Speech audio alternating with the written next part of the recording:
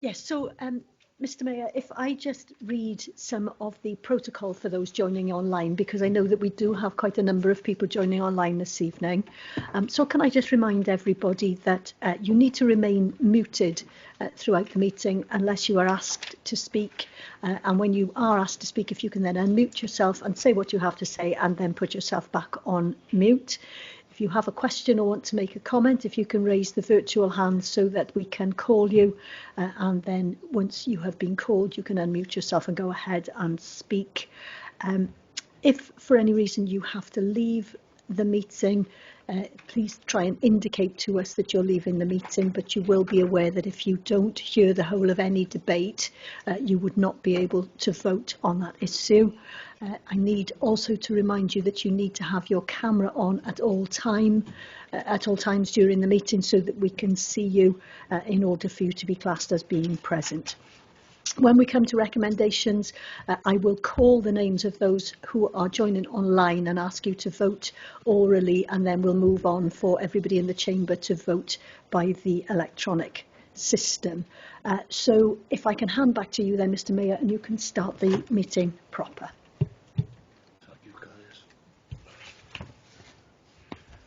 Prynawn da croeso. Good afternoon, welcome to Merthyr Tydfil County Borough Council full council meeting on Wednesday the 2nd of April 2025. Please note that this meeting is being recorded and may be broadcast via the authority's internet site. The images and sound recording may also be used for training purposes within the authority. Okay, so first item please.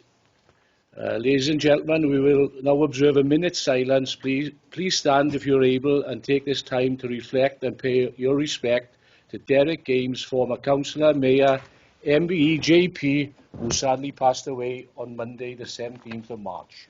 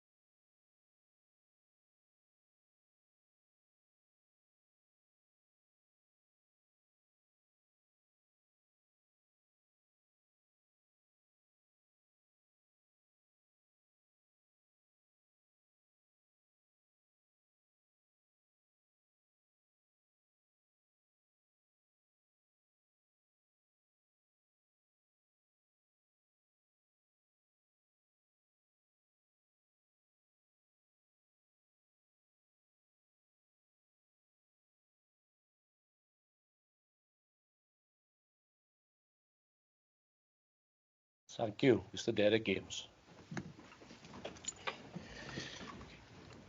Are there any members who would like to say a few words of respect, please?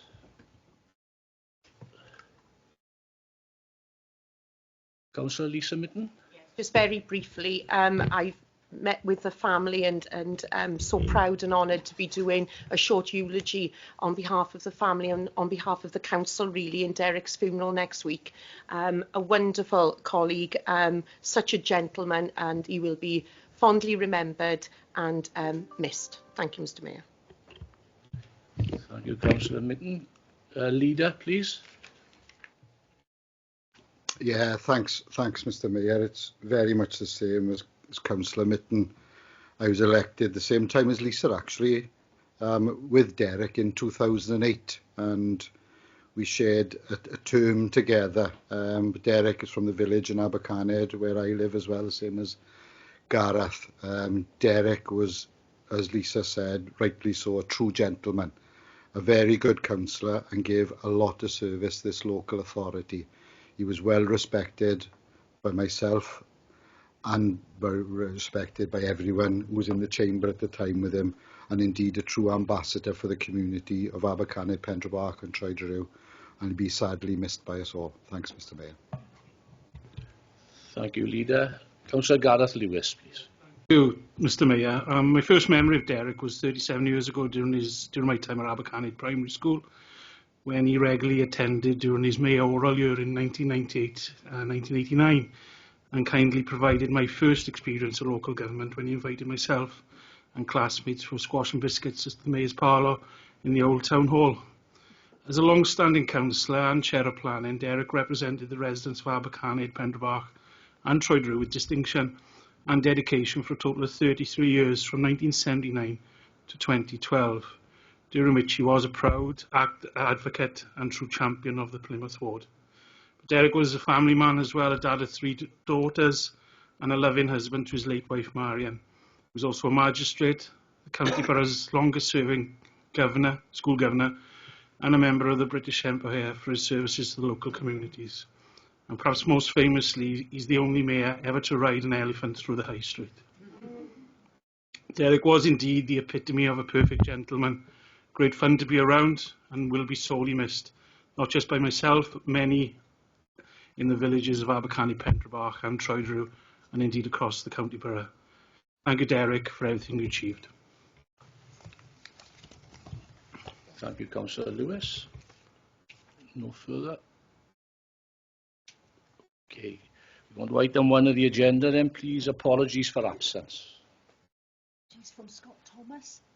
I think those are the only apologies we've received. Councillor Kevin Gibbs is absent. Has he given apologies? He has. There we are. So too, Mr. Mayor. Thank you. Item 2, declarations of interest. Members are reminded of their personal responsibility to declare any personal and prejudicial interest in respect of matters contained in this agenda in accordance with the provisions of the Local Government and Finance Act 1992 relating to council tax, the Local Government Act 2000, Council's Constitution and the Members' Code of Conduct. Members are reminded that they must identify the item number and subject matter that their interest relates to and signify the nature of the personal interest. And when members withdraw from the meeting as a consequence of the disclosure of a prejudicial interest, they must notify the chair when they leave. Any declarations of interest, please? No. Thank you. There's an urgent business item that needs to be dealt with before commencing with reports. The Leader's State of the Council address. Leader, Councillor Brent Carter, could I invite you to address the Council, please? Thank you, Mr. Mayor, and firstly, thank you for giving me the opportunity to address full council this evening. It's greatly appreciated. I want to open this speech with a little reflection. September 2024 will always be marked on my heart where things changed, and what a roller coaster it has been. Ups and downs, issues and challenges, positives and negatives, but I must say I wouldn't change it for the world. Well, sometimes I probably would. As others will testify, leading this authority of ours is a huge honour and privilege, and I can honestly say it's been one of the highlights of my life so far.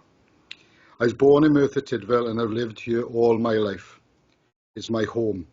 I'm passionate about our town and will do everything in my power to make it a better place for everyone. I wanted to stress the public that as an administration, we will be honest and transparent with everything we do. This commitment I have stated from day one. This is not a 9-to-5 role. For those who know me well, know I'm working every day until late at night. This is not because I'm disorganised, but because I really love it and want to make things better, and also because I am extremely busy. For me to make this work, support is critical. I've surrounded myself with an excellent cabinet team. They truly are a very talented group, combining experience, outside working knowledge, resilience and commitment. I'm also extremely fortunate to have the backing of the Labour group, cross-party support and an excellent working relationship with the Chief Executive, and the most important thing, the never-ending love and support from my family, and without them I couldn't do this role. I remember my mother saying to me, "Ooh, Brent, don't take over as leader." And she wasn't saying that because she thought I couldn't do it. She was saying that as she wanted to protect me from harm, a mother's instinct. And probably because she didn't want to see me slated and abused on social media. I say that because social media is great to get messages out quickly with no cost, but the real cost is the bullying and intimidation we receive from people who think it's acceptable to say what they want because they can. This can't be right under any circumstances. That being said, my door is always open for people to come and speak to me. My phone is on, please reach out. I'm happy to discuss any issues and concerns and we can work together. Last September, the Labour administration took over the leadership of the council following a by-election in the Bedlinog and Trillewis electoral division. As a result, we were fortunate enough to welcome a new elected member, Councillor Jill Preston, who has been an asset to the Labour group, but more importantly, to those she represents within her community. As the lead administration, our priority will always centre around providing quality services with a focus on value for money. However, we are extremely aware that transformation is crucial for our organisation, not only to ensure sustainability, but to create a culture of aspiration and innovation. With the ongoing financial challenges the local authorities face, we will, on occasions, have to make difficult decisions which will impact different sectors of our community. On the 5th of March 25, the Council set a balanced budget, which included a 5.5% increase in council tax. This was one of those difficult decisions, yet with an increased demand across the local authority with certain areas experiencing some intense need, such as provisions for additional learning needs, homelessness and social care, we have no alternative. This budget has been carefully structured to prioritise the most essential services, aligning with public consultation feedback. At this stage, I'd like to thank our Director of Finance, Craig Flynn, who joined our organisation in November, which was a crucial time. He grasped this challenge and has quickly become a valuable asset. Your efforts and work are extremely grateful. We're extremely grateful for. We thank you for this. The local government settlement provided a funding increase of 4.9%, which in the current financial climate was positive and fair. With a continually high cost of living and huge demand across services like social care, all councils in Wales will continue to face difficult financial challenges in the short and medium term. We now need to think differently to be more sustainable as a council. Each year, identifying savings across our services is proving more and more difficult. We have no option but to transform, looking at alternative ways of delivering our services. The appointment of a new Director of Governance and Resources, Sarah King, has meant a renewed focus on transformation to ensure we have a statement of our future aims and ambitions and how we reach them. To achieve this, a cabinet portfolio for transformation, governance and social partnership has been created. I will cover this in more depth when we discuss agenda item 16. To transform and deliver the most effective services we can for our residents, we have to take everyone with us on this journey. We must deliver widespread change, ensuring a culture where everyone in this organisation understands how they are contributing, working with all our key stakeholders when we will play a key part in helping to shape our services for the future. Plans are already in place to deliver a robust transformation programme. As a leader, I'm extremely motivated to encourage joint working across the floor and as such selected Jamie to join our group back in September. And I've developed an excellent working relationship with other independent councillors. Back in September, I offered this olive branch and I'm delighted to say it has worked. And that's not just benefited the local authority, but residents who wanted it and really deserved it. I must take this opportunity to acknowledge the strong leadership of our Chief Executive, Ellis Cooper. He is really committed to this organisation and his passion to improve Merthyr Tydfil for our future generations shows his love of his hometown. His support to me since stepping into the role of leader has been first class. One of my key goals as leader is to work alongside Ellis to support him to develop a healthy, robust culture across the organisation and to instil trust and confidence through regular engagement between officers, elected members and our residents. The relationship developed between Cabinet and CMT has already provided me with great confidence for the future. I must also remind members that this is our monitoring officer's last council meeting before her impending retirement next month.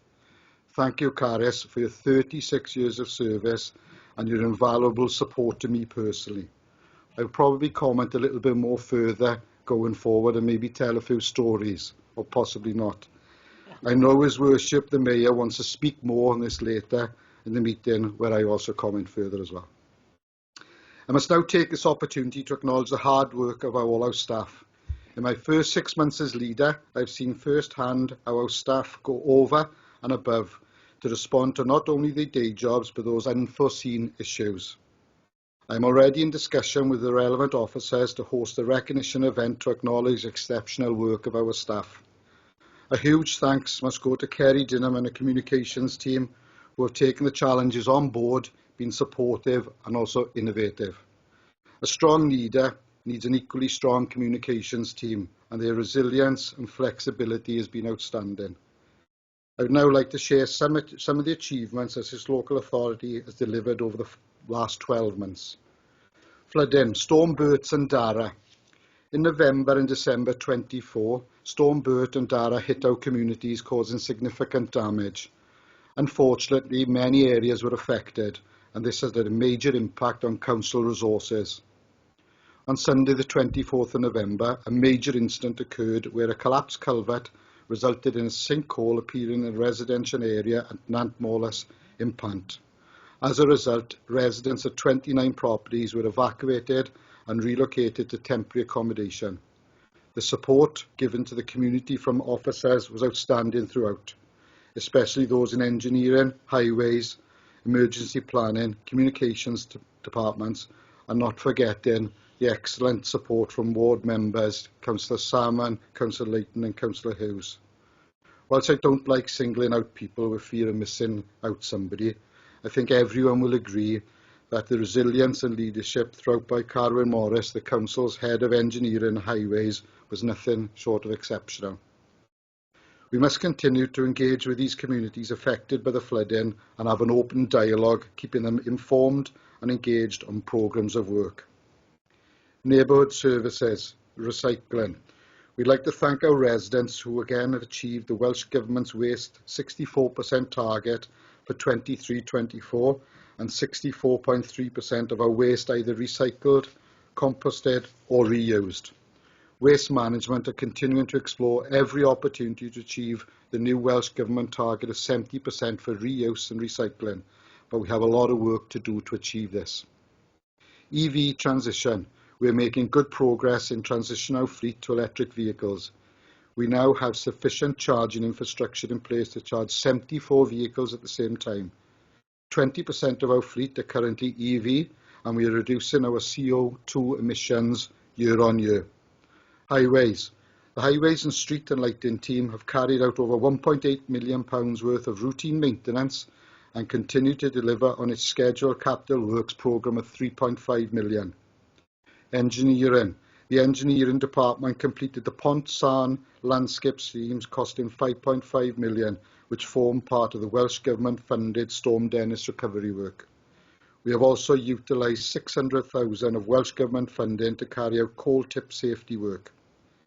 Playgrounds. The Council's initiative to refurbish children's playgrounds is progressing well, with 14 sites completed and another 4 shortly underway. Planning. During 2024, 91% of all planning applications were approved and 170 dwellings permitted. Fossavan. Merthyr South Wales Limited have submitted a planning application incorporating a revised restoration strategy at the Fossavan Land Reclamation Scheme. The application will be presented to Planning Committee for determination in due course. Redcar West. On March the 12th, the Planning and Regulatory and Licensing Committee met to discuss the proposed Redcar West development. The recommendation within the report was to refuse the application. At the meeting, members voted against that recommendation and voted in support of the development. The application has now been referred to Welsh Government Ministers for further consideration. Regeneration. Halo. Last September saw the official opening of Merthyr Tydfil Leisure Centre pools following their refurbishment, thanks to a £5 million investment by Welsh Government, Salex Finance and the Council. Award-winning social enterprise Halo Leisure took over the management of the Leisure Centre in May 24, bringing with it over 20 years' experience in the leisure industry. Merthyr Tydfil's indoor market is set to relocate to the ground floor of the former Wilko premises in St Tydfil Shopping Centre, following consultation with stallholders and the wider public.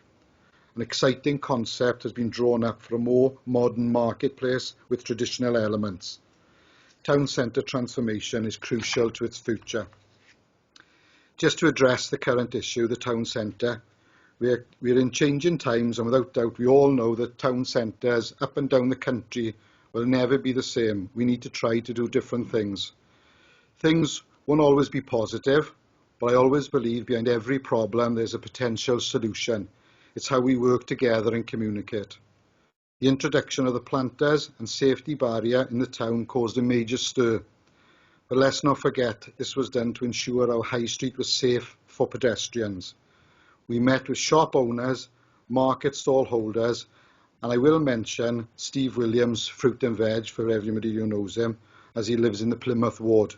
He had a major issue with access. However, we talked, worked together with the team, and arrived at a solution to suit the market and shop owners with access issues. We have also made a point of meeting with them a few times since. They are now extremely happy and have reported an increase in footfall since the pedestrianisation of the High Street.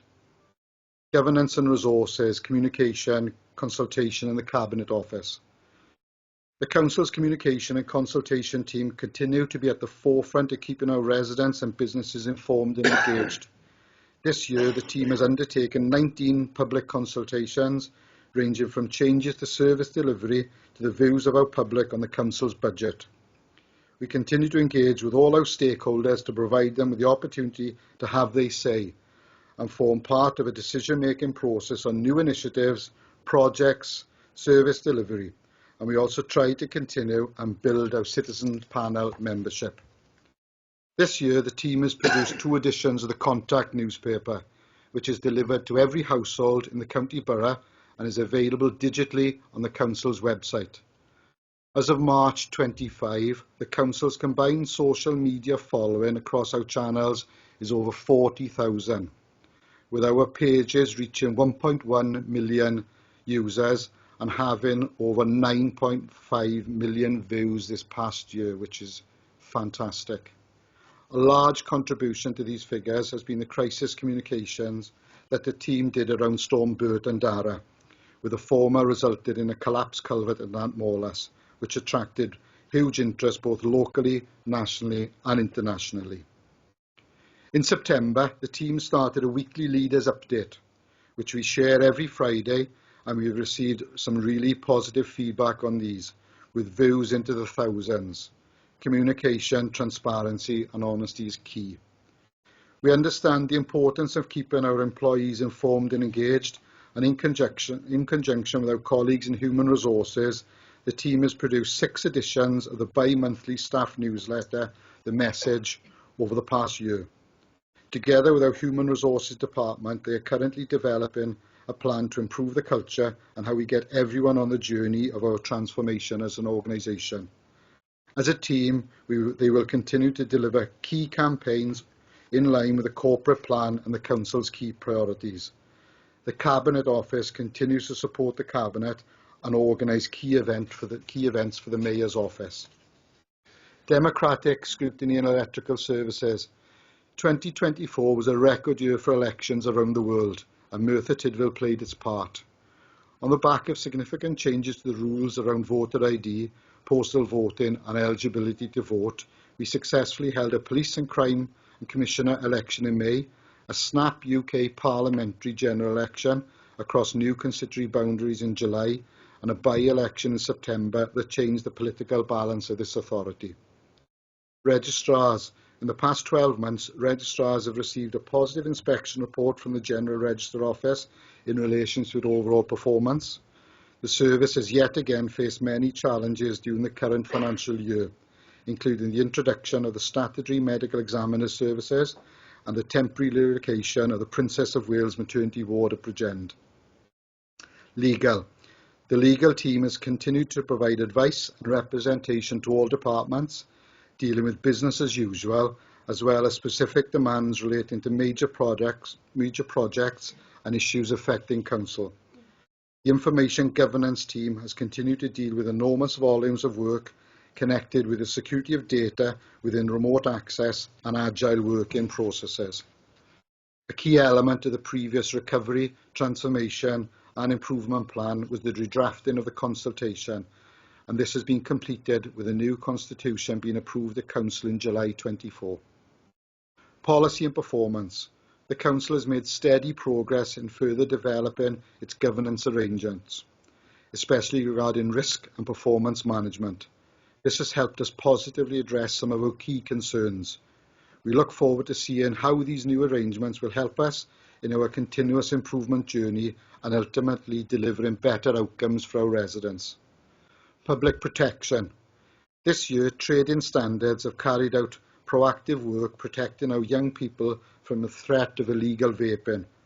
A range of test purchase operations, prosecutions and premise closures have resulted in hundreds of illegal products being seized. Environmental Health have carried out inspections and food sampling to ensure that residents and visitors to Merthyr Tydfil have confidence in the hospitality offering across the county borough.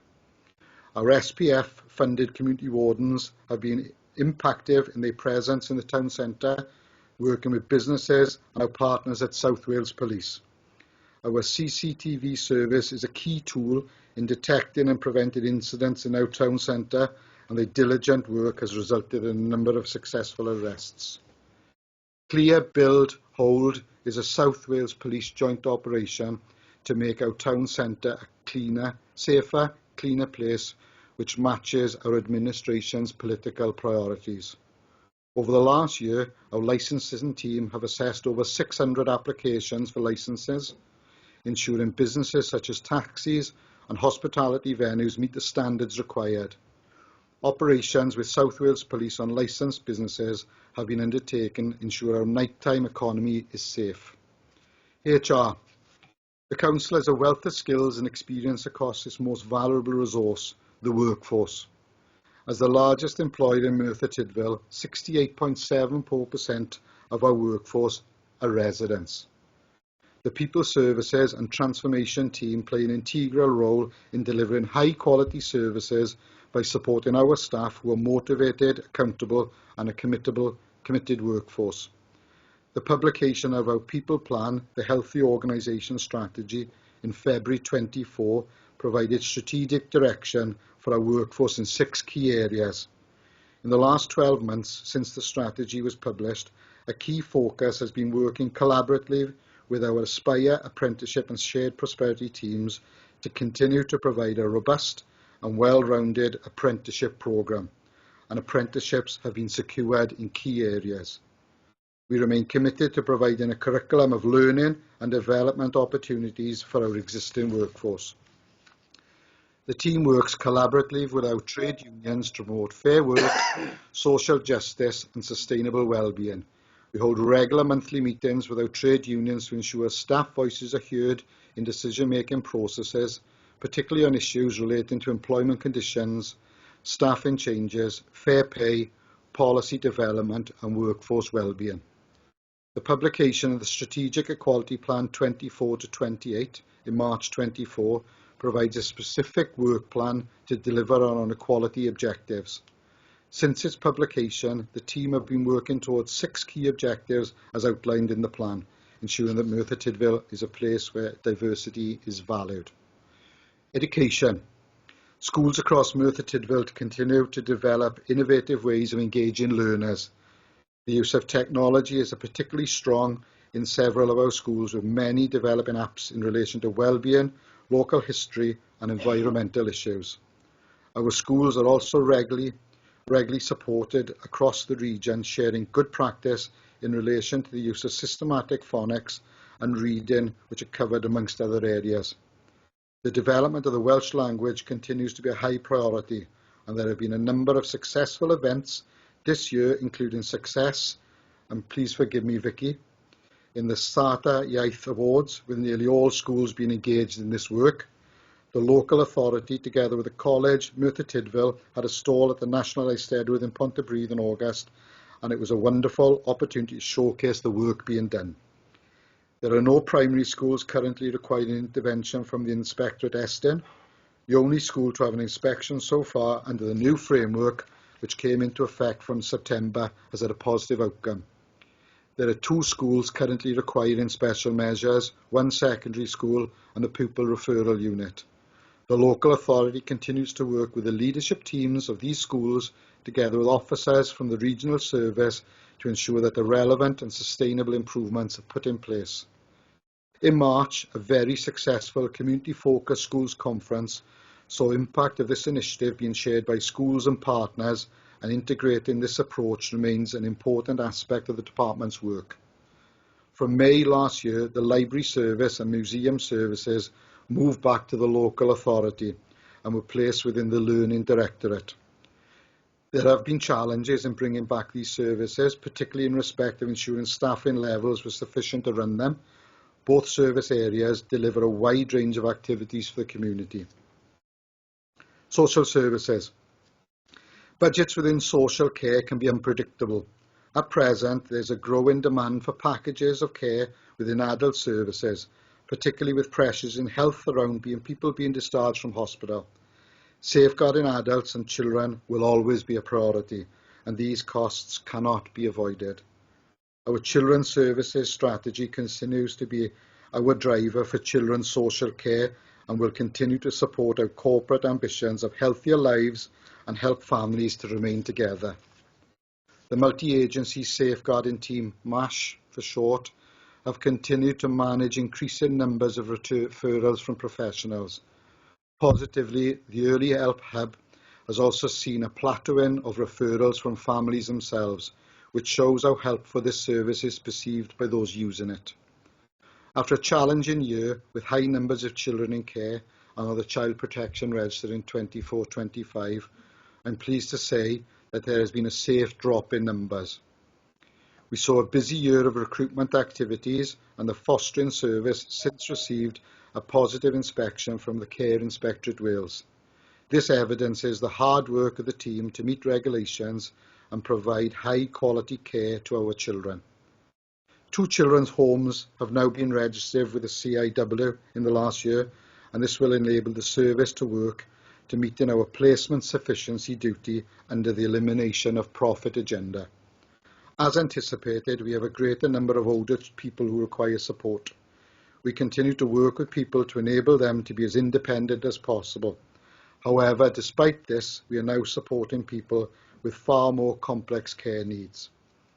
We have developed a supported discharge team, which has demonstrated success in ensuring that people are supported to return home as soon as possible after they have received the medical support they require. Property and estates. The Energy and Carbon team have been involved in a number of projects and initiatives that have reduced energy and carbon emissions this year. Key projects include completion of pilot behaviour change programme across 7 sites, rollout of energy and carbon awareness training to over 400 staff, installation of LED lighting in a number of council buildings, solar PV installations at Merthyr Tydfil Leisure Centre, Cyfarthfa High School and at the Unit 20 depot, and becoming the first public sector organisation in Wales to achieve the ISO 50001 Best Practice Energy Management certification. The accumulation of these projects has resulted in a reduction of carbon emissions to buildings of 11% and a 31% increase in renewable energy generation compared to the previous year. The team have completed over 75 projects to date. The project team continue to support departments in the delivery of capital projects and are currently involved in the construction of a new Blessed Carlos Acutis 3 to 16 faith school to a net zero standard, a major refurbishment of Penedre High School to a net zero standard, the construction of a new primary school to replace the existing Goetra Primary School, and also the construction of a new nursery, classroom, maithrin and community room with the creation of a new learning resource space at Ysgol Rhyd y Grig. You'll be pleased to know I'm coming to the end, Mr Mayor. Our immediate priorities for the coming months. As well as the Council's key priorities outlined in the Corporate Wellbeing Plan, we have some key other projects that we must focus on. We must listen to what the people of our county borough want and work together to make this happen. This will include reinvigorating our town centre with a new indoor market concept outdoor seating at various hospitality offerings and key events that will attract new businesses and visitors to our town centre. The Red House. Discussions are underway with the Council and Merthyr Tydfil Housing Association to reopen the Red House. Part of these plans include a potential exciting new project which would be great for the town. It is hopeful that further information on this can be communicated in the coming months. As an administration, since September, this has been one of our #1 priorities, and to say we are all excited by the potential opportunities is an understatement. Cyfarthfa Castle, our jewel in the crown. We are continuing to work closely with the Cyfarthfa Foundation to safeguard and regenerate the castle and the museum, so that many can enjoy this visitor attraction for generations to come. Finally, some good news coming to our town centre is a large summer event that will attract many and bring our communities together. More information on this will be communicated in the next 2 weeks. Let's make Merthyr Tydfil feel good again. Thank you, Mr. Mayor. Thank you, Leader. So we go on to the next item now, items 3 to 12, minutes of previous meetings. To approve as accurate the minutes of the meetings, we have a mover, please. Leader, Councillor Carter. Thanks, Mr. Mayor. I'm happy to approve the minutes of the previous meetings from 3 to 12 of the report. Do we have a seconder? Councillor David Jones. Happy to second, Mr. Mayor. Thank you, Councillor Jones. We take this to the vote then, please. So can I ask those members who are not present, Councillor Darren Roberts, are you for, against or abstaining? For. Only if there are any amendments or suggestions of irregularities in the. Okay. Councillor Andrew Barry. Thank you, Mr. Mayor. It's on item 8, it is, the full council meeting on the 5th of March. On the 7th of March, when the electronic version of this was released, to the 10th of March, 26 minutes of the recording was edited out. Under the Local Government and Elections Act 2021, any omissions should have an accompanying omissions report. As there is no, I'm not aware of any omissions report. The reason is because, according to the Act, that the Executive would have approved the omissions. Is that the case?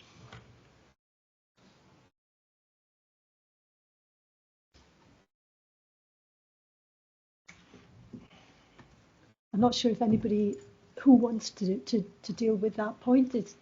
Anne, are you able to just give an answer to that point? That was Democratic Services Administration error. The full correct minutes are all up on the website now, and they were put back up on the website on the Monday, I think, after it was raised with us. So they were up there as soon as it was raised with us. We put it back up, so the full recording is up there. So I think on the basis that that seems to have been an administrative error, we need to apologise to all councillors and to members of the public if that appeared to have been an omission. Under the Act, there's no editing of those. It's a record of a public meeting and should never be touched. And we're not happy with that.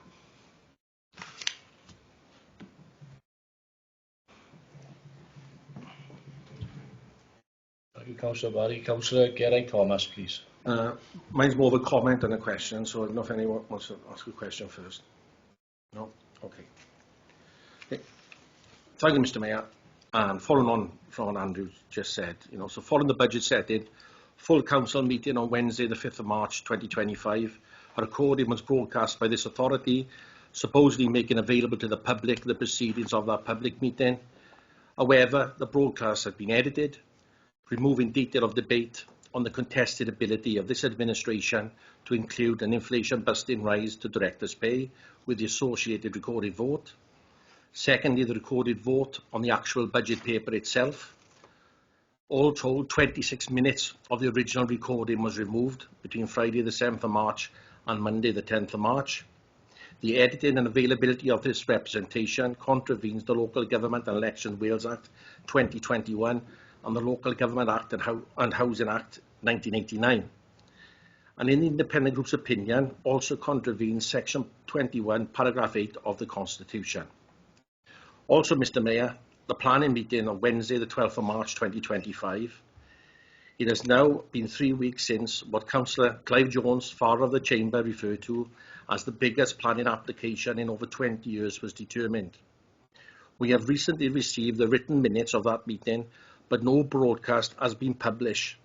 This contravenes the Local Government and Elections Wales Act 2021, Chapter 4, that states, Council must make and publish arrangements for the purpose of ensuring that a broadcast of proceedings is available electronically so that members of the public not in attendance at the meeting can see and hear the proceedings. Mr Mayor, I believe neither you, as chair of the council meeting of the 5th of March, I as leader, or my independent group members, or the council taxpayers of Merthyr Tydfil have formally been notified of these omissions. Following tonight's meeting, we'll be sending a document on these issues to the Ombudsman and the Auditor General for a full independent investigation into the above transgressions I've outlined. These issues are such of serious nature, we will leave the responsibility of legal proceedings with these public bodies. We have little confidence in the administration and leadership of the Council with regard to the validity of the broadcast of public meetings as per Local Government and Elections Wales Act 2021. We will only vote the minutes of meetings our independent members were participating in and will not accept responsibility for the detail of minutes of meetings we played no part in. For clarity, the independent group does not include Councillor Jeremy Davies, Councillor Kevin Gibbs, Councillor Paula Layton, Councillor Declan Salmon and Councillor Jamie Scriven. Mr Mayor, as the minutes are currently proposed, the independent group will be voting against all of the minutes in this meeting. The public's confidence can only be restored by an open and transparent investigation into how this authority treats minutes and broadcast of public meetings. Thank you, Mr Mayor. Thank you, Councillor Thomas. Is there any further comments? Okay, we take it to the vote then, members, please. Councillor Darren Roberts, are you for, against or abstaining? For. I'm not sure if Councillor Dave Hughes is still online. Is Councillor Dave Hughes there? He's left the meeting, has he? Okay. Councillor Michelle Simmons, are you for, against or abstaining? Against. Thank you. Councillor Gareth Richards, are you for, against or abstaining? For. Thank you. Councillor Anna Williams-Price, are you for, against or abstaining? For. Thank you.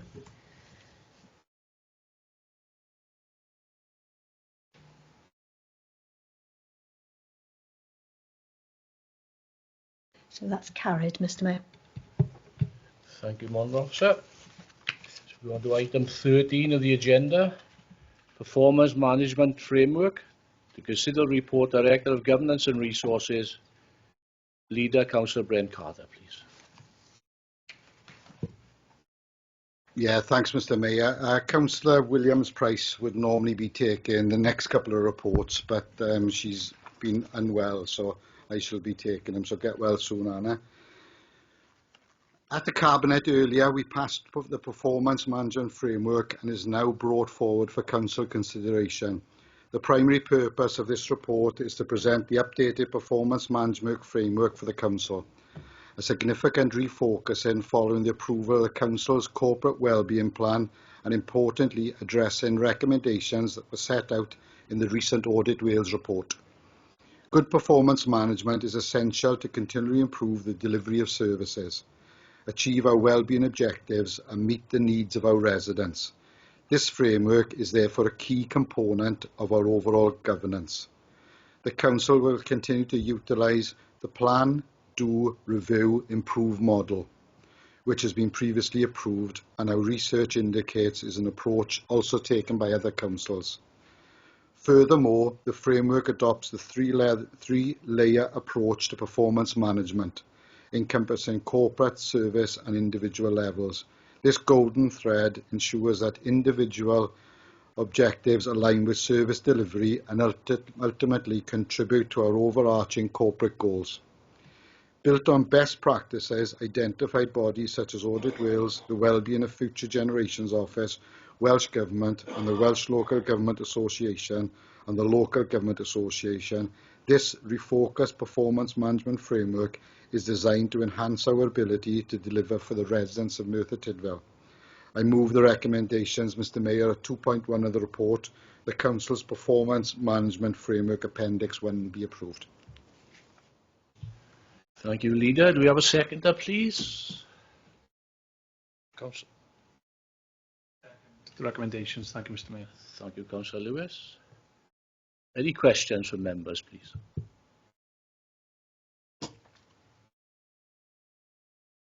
No. Any comments? No. We take it to the vote, members, please. Councillor Darren Roberts, are you for, against or abstaining? For. Thank you.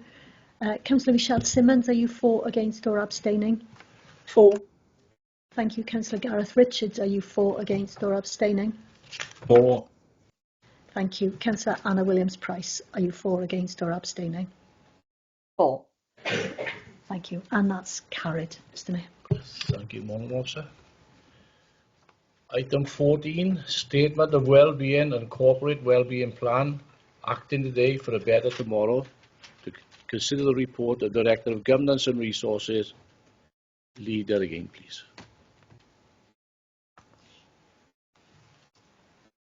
Thanks, Mr Mayor. The report before us, Statement of Wellbeing and Corporate Wellbeing Plan, acting today for a better tomorrow, is a crucial milestone in outlining how Merthyr Tydfil County Borough Council is working to realise the Wellbeing of the Future Generations Wales Act 2015 and its mandate for public bodies to work towards a shared vision for Wales. This corporate wellbeing plan is now in its third year and is structured around 4 wellbeing themes and objectives. An aspirational Merthyr Tydfil focused on learning, a healthier Merthyr Tydfil, a safe and prosperous Merthyr Tydfil, and a clean and green Merthyr Tydfil. The Statement of Wellbeing reaffirms our 4 local wellbeing objectives for the community over a 5-year period from 23 to 28 and explains why we are undertaking this work. The Corporate Wellbeing Plan then details how and what we will do to achieve these objectives.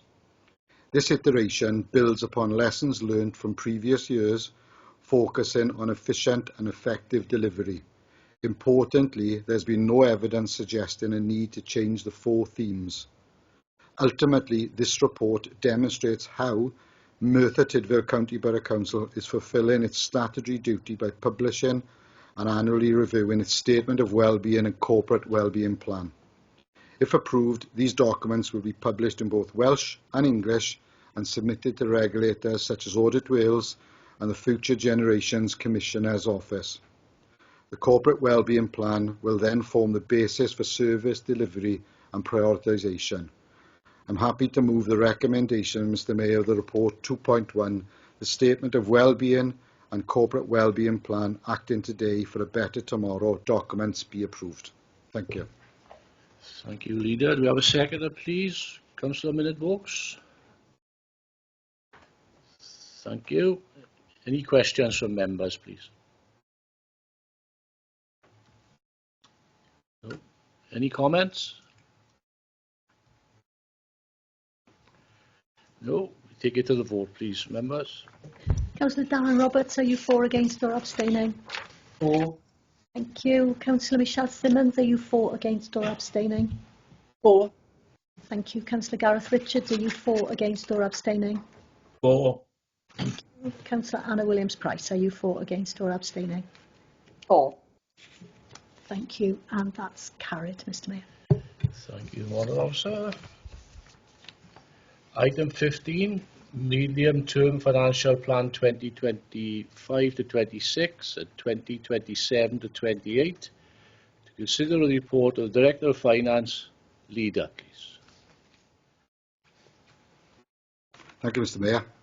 The medium-term financial plan for 25-26 to 27-28 is a crucial document for Merthyr Tydfil County Borough Council, a cornerstone of sound financial governance. It allows the authority to effectively plan the optimal use of our resources over the medium term. As you know, the budget for 25-26 was approved at a council meeting on the 5th of March 25. This report primarily focuses on the remaining 2 years of this financial plan, specifically 26-27 and 27-28. It is important to acknowledge upfront that the Council faces significant financial challenges over the course of the medium term.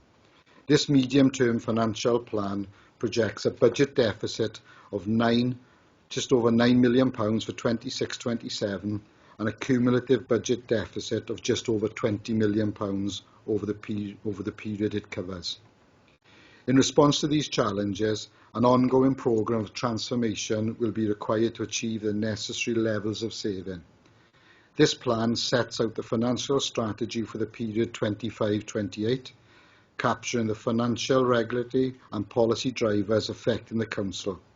It provides a framework in which the Council develops its financial plans and ensures that our strategic objectives can be achieved within the confines of available financial resources. This report also includes key supporting strategies. Firstly, the capital strategy, which provides a high-level, long-term overview of how capital expenditure, capital financing and treasury management activity contribute to the provision of services, whilst considering the risks, implications for future financial sustainability. Secondly, the Treasury Management Strategy, which outlines how the Council will ensure it has enough funding to meet its revenue and capital requirements, and details the borrowing and investment strategy for the financial year 25-26. Furthermore, the report touches upon the crucial role of the Council's reserves in our financial planning, highlighting their importance for financial resilience and as a safeguard against risk and future pressures. This medium-term financial plan is a rolling programme, continually evolving as further information and changing circumstances become known. It is a vital tool for informing the budget process, allowing timely recognition of future budget pressures and supporting the integration of Council plans and policies. It is essential that we understand and engage with this plan as we navigate the financial landscape ahead.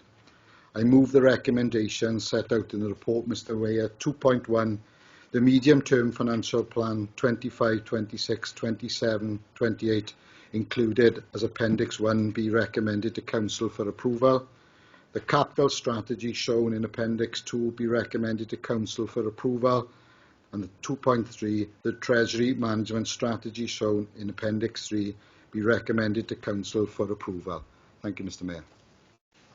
Thank you, Leader. Do you have a seconder, please? Councillor David Jones. Happy to second the recommendations, Mr Mayor. Thank you, Councillor Jones. Do we have any questions, members? Councillor Clive Jones, please. Yeah, thank you, Mr Mayor. My question is on page 181 of the report, and it's down the bottom of the page where it refers to the Council tax correction rate for 23-24. It says later on that Merthyr Tydfil collected 94.30% against a target of 96%.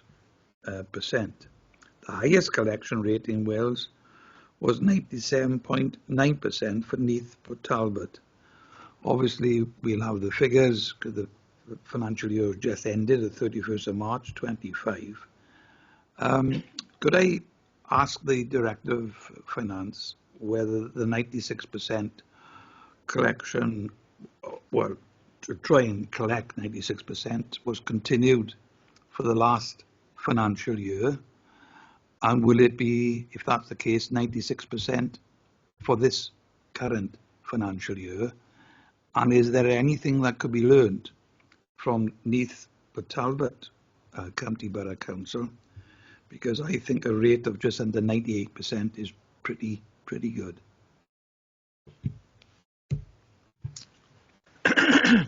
Just in relation to the 96% target, when the report was brought forward on the council tax base, it was a 96% target for 25-26 and has been that for a number of years.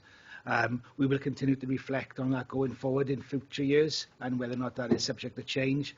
But by changing that it does impact on our council tax chargeable dwelling calculations. And with regards to the performance of Neath Talbot at 97.9%, and we're always open to looking at best practice and to see how we can improve.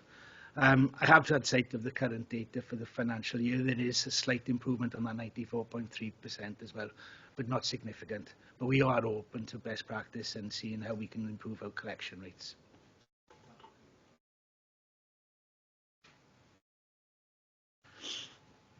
Okay, Councillor Jones. Yes, thank you. Yes, sir. Thank you. Councillor Andrew Barry, please. Thank you, Mr. Mayor. Page 153, the table there, in section 4. The revenue settlement figures for 2024-25 and 25-26 from 123,492,000 to 133,144,000 is indeed 9.652 million, but it's only 7.2%, not 7.8%.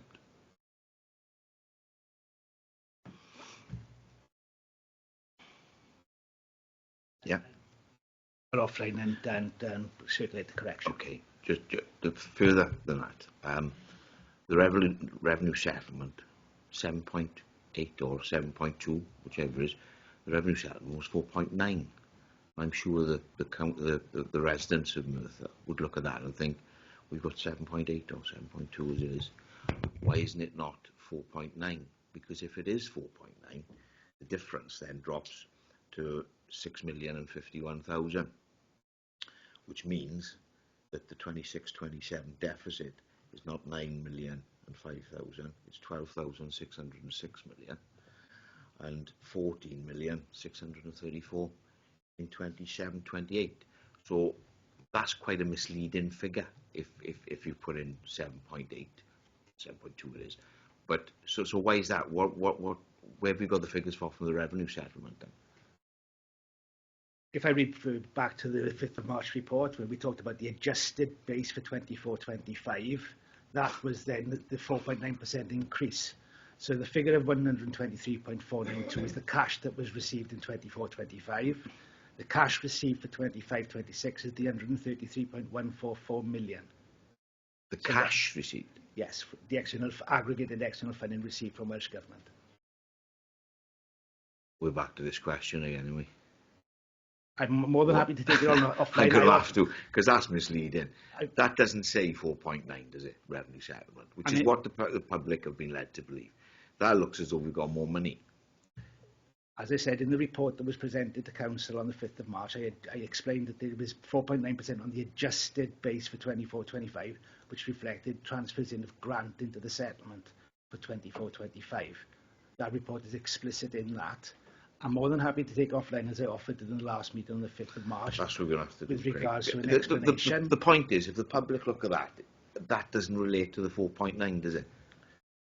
What this report presents is the funding that is available for 25-26 as in that table on page 153 as referred to, which is a published funding information coming through for this local authority from Welsh Government. Again, I just reiterate, it's not clear to the public when we're supposed to have 4.9. It needs to be made clearer. Thanks, Mayor. Thank you, Councillor Barry. Councillor Ian Thomas, please. Thank you, Mr. Mayor. I've got a query on page 153 of the report. There's an item there of 247,000, which appears in each of the 3 years, and it comes under the heading of pension strain. Could you elaborate, please? Explain what that means exactly? Certainly, Councillor Thomas. Pension strain. So this is a cost to the local authority for the voluntary retirement that was proposed and supported as part of the 24-25 budget round.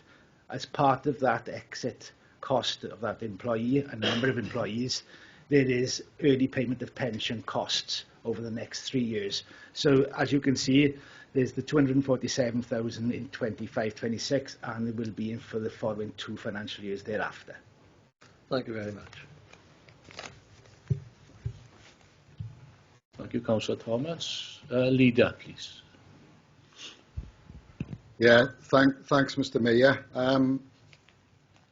Just very, very quickly, I'll read the recommendations out again because there was a deliberate mistake on my part, well, accidentally deliberate, and nobody's actually picked up on it. 2.1 was the medium-term financial plan 25, 26, 27, 28, included Appendix 1 be approved. 2.2, the capital strategy shown in Appendix 2 be approved. Capital 2.3, the Treasury Management Strategy shown in Appendix 3 be approved. Apologies, Mr. Mayor, I inadvertently read out the recommendations from the Cabinet earlier this afternoon, and I'm glad nobody picked up on it. Thanks, Mr. Mayor. Thank you, Leader. Are there any comments? Councillor Clive Jones. Yes, thank you, Mr. Mayor. I'm still on page 181.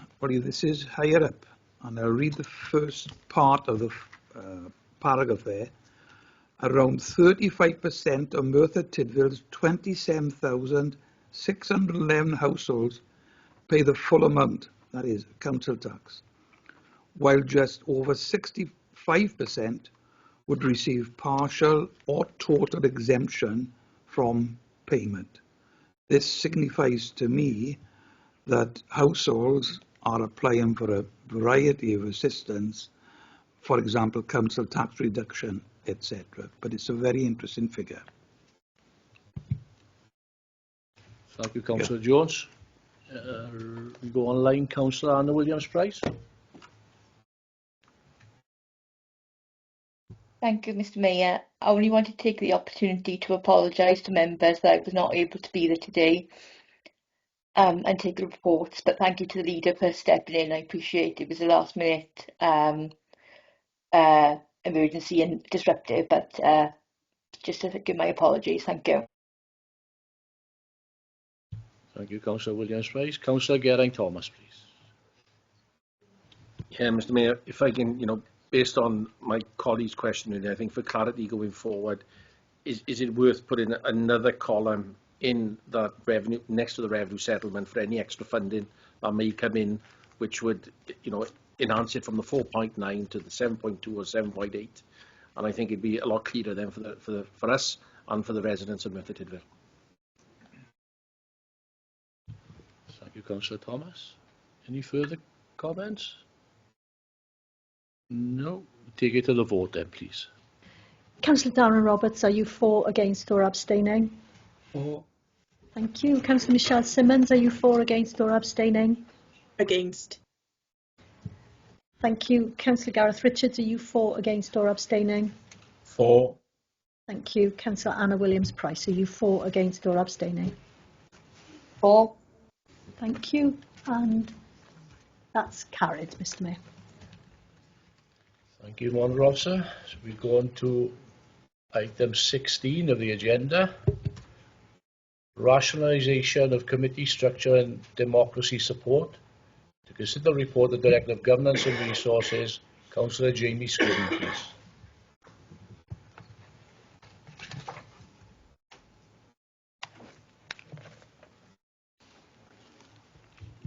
Thank you, Mr. Mayor. So the rationalisation of committee structure and democracy support report will address a significant area for the Council, and is the rationalisation of our committee structure and the support that we provide for our democratic processes. Now, this report advises on changes to the structure and portfolio appointments of Cabinet and outlines the new procedures that we are introducing to ensure compliance with the Welsh Government statutory and non-statutory guidance on democracy within principal councils. These changes are underpinned by the Local Government Act 2000 as amended by the Local Government Election Wales Act 2021. A key focus of this report is the rationalisation of our scrutiny committees, with a proposal to reduce the number from 6 to 5, which members will be aware of has been discussed previously in the last year.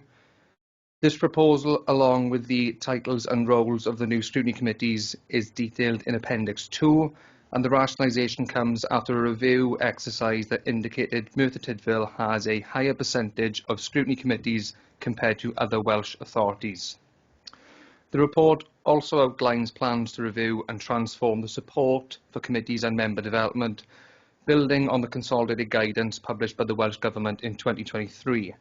This includes improvements already made in areas such as minute taking, member training and the integrated impact assessment process.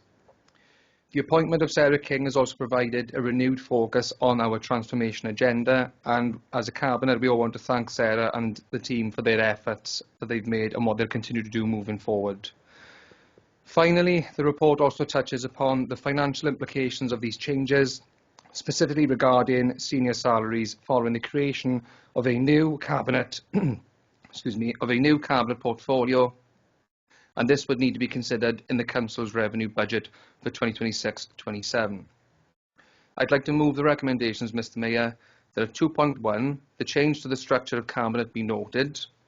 2.2, the plans to review and transform support for committees and member development in compliance with Welsh Government statutory and non-statutory guidance on democracy be noted. At 2.3, the number of scrutiny committees, including joint scrutiny, be reduced from 6 to 5 be approved. 2.4, the titles and roles of the new scrutiny committees as contained at Appendix 2 be approved. And at 2.5, the increased costs at 7.5 be considered in the Council's revenue budget for 2026-27. I so move, Mr Mayor. Thank you, Councillor Scriven. Do we have a seconder, please? Leader? Yeah, thanks, Mr Mayor. At this point, I'd probably speak a little, but I'll leave that till the main part of the comments. I'm happy to second the recommendations set out in 2.1 to 2.5 of the report. Thank you, Leader. Any questions, please? Councillor Lisa Mitten. Thank you, Mr Mayor, and please bear with me because I have several, if that's okay. Okay, first of all, and Cabinet Member Jamie Scriven, I totally echo what you say about democracy and member development, etc. However, can I ask how many chairs of scrutiny were consulted on this change? And I'm referring purely to the reconfiguration of scrutiny and to their new titles and the portfolio items within those new scrutinies. That's my first question. I'll give you my second question then, because it relates to that. Scrutiny is member-led. That's part of our constitution, and that is nationally recognised.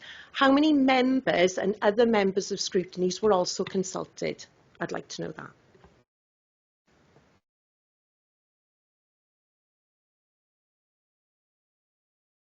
Leader? Sorry, I'm looking at Jamie. I don't know who's answering. That's why I was looking.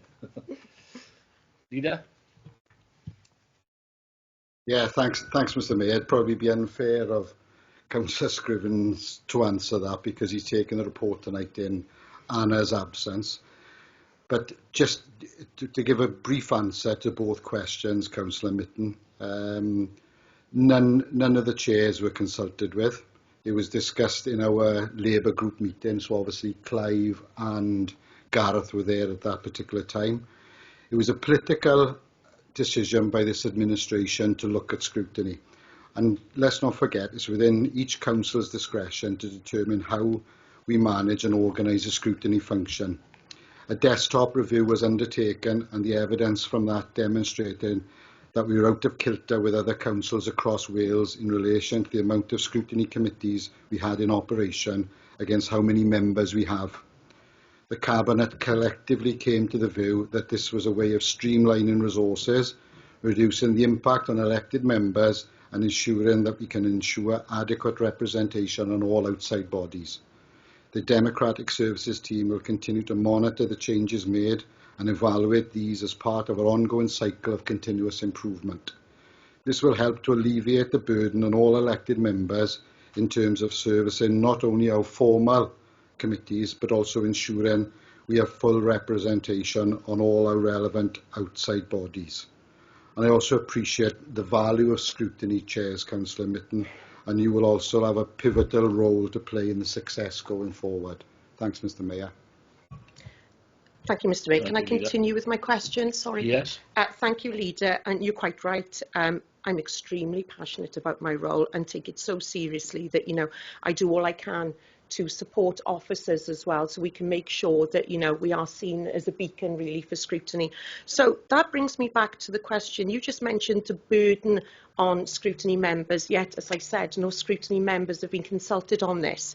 I'm a member of the Corporate Resources Scrutiny, and I asked the question of the chair yesterday, had he been consulted? He said yes. Yet, with the exception of the political chairs in that meeting yesterday, no other chair within Corporate Resources even had been consulted on this. So my other question goes back to 5.3 of the report, which talks about both of these documents being the foundation for a departmental review, and you mentioned a desktop review as well. Can I ask then if the scrutiny officers themselves within Democratic Services, which falls under Corporate Resources Scrutiny, of which I am a member, and also I have a Democratic officer reporting to me, working with me, and the Cabinet member and the educational lead, were they consulted on this? And then I have one or two other questions. I will keep them short. Thank you, Mr Mayor.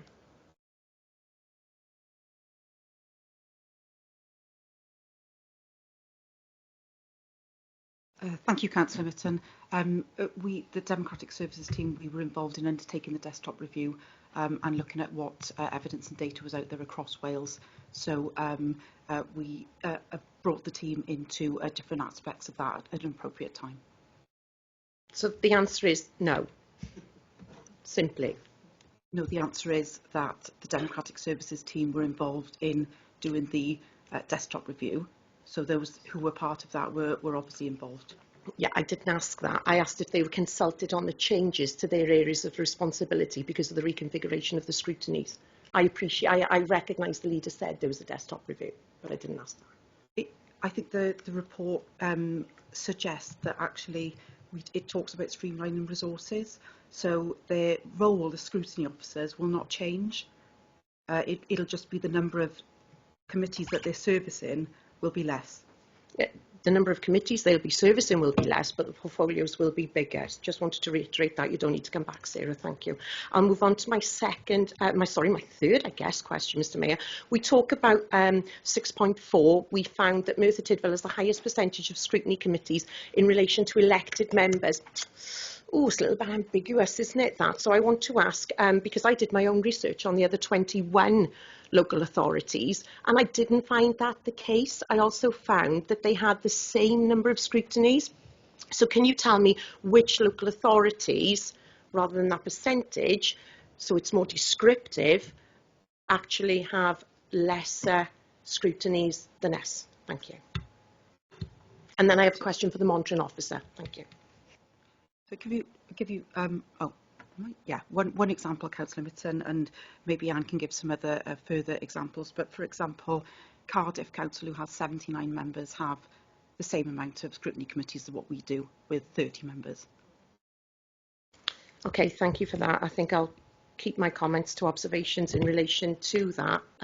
Okay, monitoring officer, can I double check? It's your last one tonight, so you can help me with this one, because forgive me, I have forgotten. Do I ask for a deferment of this report now or during observations? I can't remember.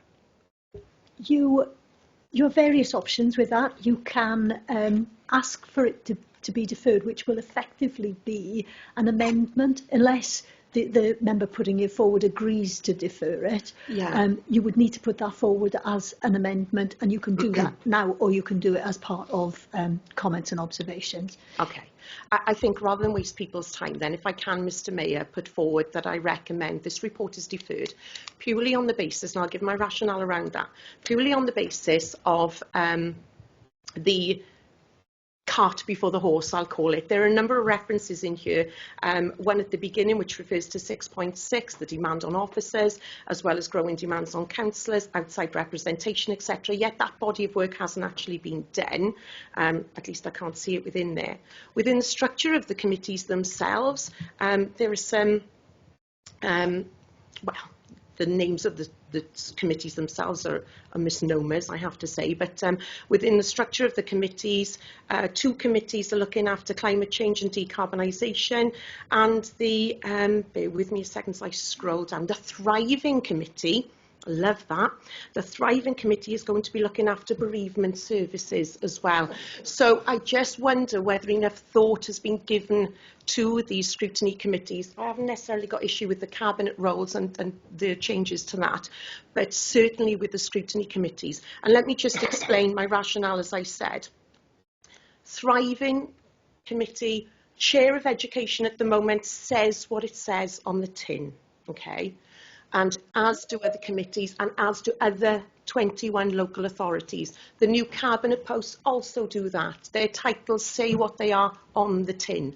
These wellbeing objectives, which is what they are, do not say what we will be scrutinising, as I said, on the tin. They are at the very least dubious, they are non-descriptive, they are misnomers, and they give a false impression of what this council should be scrutinising.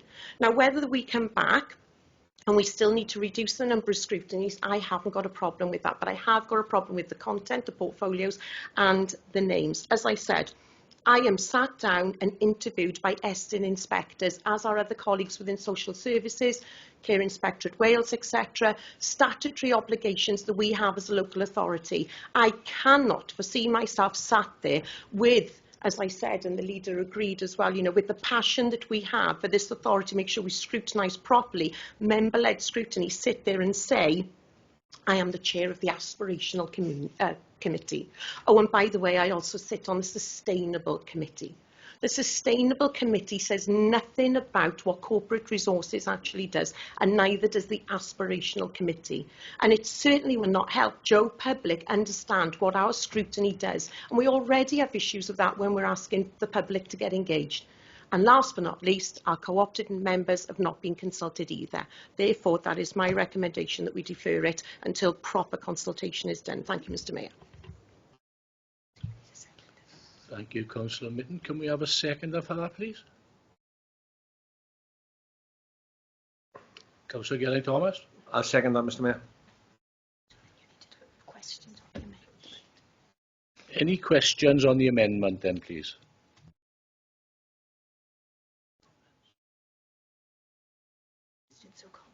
Any comments on the amendment? Councillor Leader. Yeah, thanks, Mr Mayor. Some interesting comments, Councillor Mitten. I totally agree with your comments, and we echo the same sentiments on scrutiny. We probably disagree completely on the names and the way you describe them. I think they've got far more meaning than what they've got at the moment. You talk about yours at the moment. You're currently Chair of Learning and Layskip. What does Layskip mean to the people out there? What does neighbourhood services mean to people out there? It doesn't mean anything. It's the name which is there. It's what everything sits underneath. So I'll probably answer for Jamie and say I won't be accepting your recommendation for deferral tonight. Thanks, Mr Mayor. Thank you, Leader. Any further comments? Can I close on comments? As long as nobody else wants to speak on the amendment, then yes. Nobody online? No. Councillor Gelling-Thomas, I think, would need to speak All right. before. Sorry, I didn't see that. Yeah, thank you, Mr Mayor. You know, the meeting started today with the leader saying how open and transparent and honest this new administration is that came in post in September, halfway through the year. Now, we've got this report in front of us today, as my colleague, Councillor Lisa Mitten, has just mentioned. We've had no discussion on this. There's been no scrutiny on this whatsoever.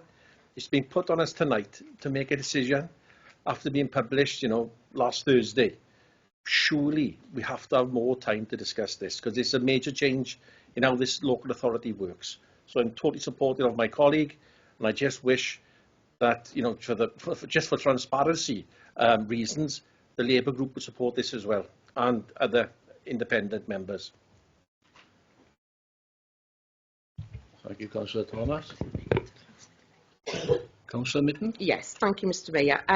Thank you, colleagues. And Leader, just to clarify, I'm not saying I'm against the changes. I'm saying we need to consult on the names of the scrutinies and the portfolio items within them. I'm quite amused that you think Thriving Merthyr is okay to have bereavement services in there, but I'll leave that at that. This is democracy at its worst, Mr Mayor. You know, we are supposed to be a democratically elected council, member-led scrutiny, and yet there has been no consultation, apart from what the leader said, political. This is purely political. And we're talking about a financial increase as well. So I think he should reconsider his comments. However, I echo what I said. I would be the first to support and reconsult on this, but that's what my deferment is. Democracy at its worst. Let's just defer it, bring it back with some really good descriptive titles. Thank you.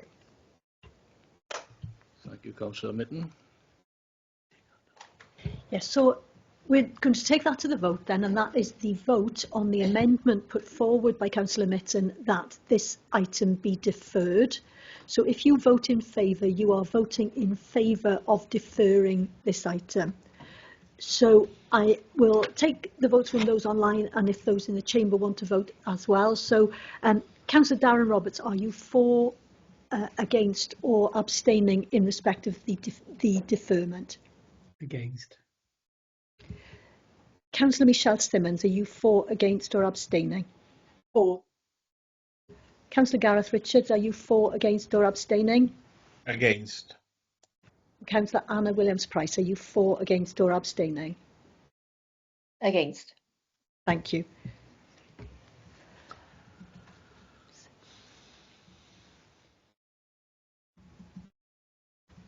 So the amendment falls, and we then need to go back and deal with the substantive recommendations, and you had got to questions. I don't think you had got either. We hadn't confirmed that we had got to the end of questions, so we need to finish questions in case there are any more, and then move on to see if there are any comments, Mr Mayor. Are there any questions on the recommendations then, please? Councillor Clive Tubby. Yes, what I find a bit bizarre, of course, there's an additional cost to this, but the intention is to nominate a person to the post of Deputy Mayor who's already in receipt of a senior salary. So is the Constitution going to be altered that you can only become Mayor, or Deputy Mayor then Mayor, if you're in receipt of a senior salary? You know, it seems a bizarre thing to say, really, because when we go to the annual general meeting, if you're not got a senior salary, you won't become Deputy Mayor. Seems a strange thing. Am I reading it right? Let me just say, first of all, no, we're not changing the Constitution. Worked hard enough to get the Constitution in as it is, and I'll leave it to. I think the leader wants to respond on the main question that you asked. Okay, leader. Yeah, thanks, Caris. Thanks for the question, Councillor Tubby. But no, in a nutshell, no. What we are proposing for this year is, come the AGM, we will be moving that the Deputy Mayor will be someone who has a senior salary, therefore won't be able to claim another one for this year. But that doesn't say next year that will happen. We're keeping the Deputy Mayor's role salary costs still in the budget line. We're not removing that.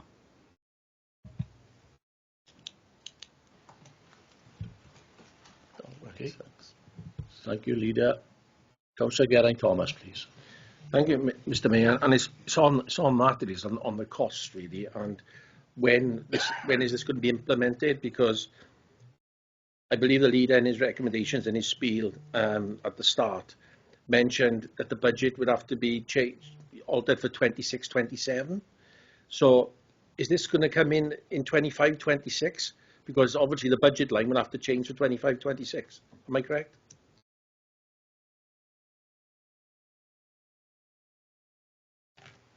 The budget would be adjusted in 26-27. There is no budget change for 25-26. There will be an overspend against the approved budget. I wish we voted about this, sorry, but I'll make that a comment. I'll come back with that with a comment. But again, Mr. Mayor, I think it was the leader mentioned about the budget line for the deputy mayor is going to stay in there. Now, I understood it that was being removed, so and the additional cost would only be £7,000. So if that additional line remains in there for the deputy mayor, it could be someone outside of a senior salaried position. What would the cost then be for that extra cabinet member?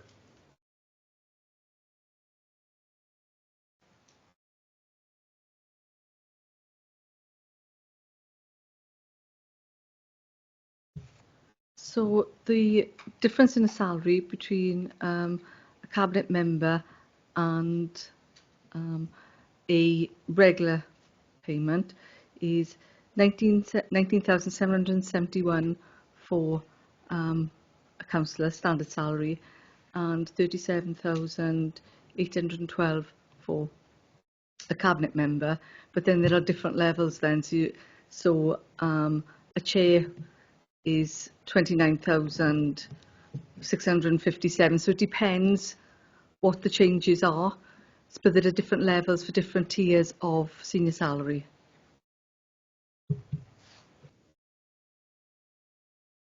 So if I come in with a supplementary on that, yeah, I totally understand that, but every year the budget's going to jump around, isn't it? And the costs will change after we've set the budget when we come to AGM, because we're not going to know who that deputy mayor is going to be. So for us to be clear, I think as elected members, we vote for this tonight. You know, the difference in cost could be anything between £7,500 and that £19,000, I suppose. And we've got to keep that in mind.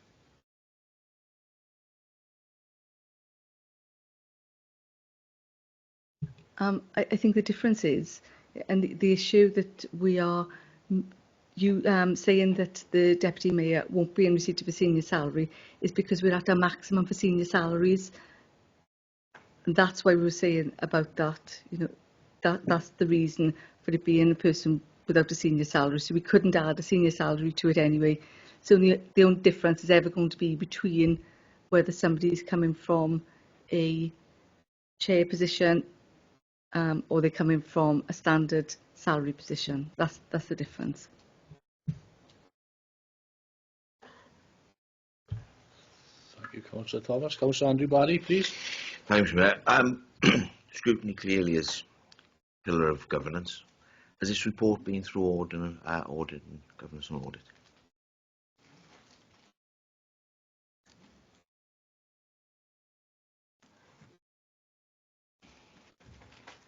No, Councillor Barry, it hasn't been through there, but as you will know, that there should be a clear division between scrutiny and an audit function within a council. This is the report is coming here for the first time tonight. Okay.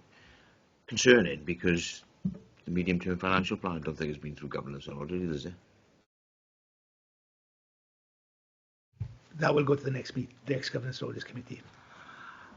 So, in terms of scrutiny, the medium-term financial plan has gone through, hasn't been to governance and audit, and the pillar of governance, which is scrutiny, hasn't been to governance and audit. Questions the role of governance and audit, really, doesn't it? That was my...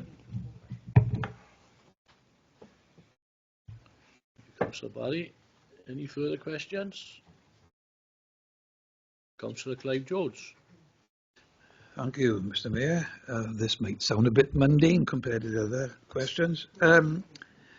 It's on page 224 under 610.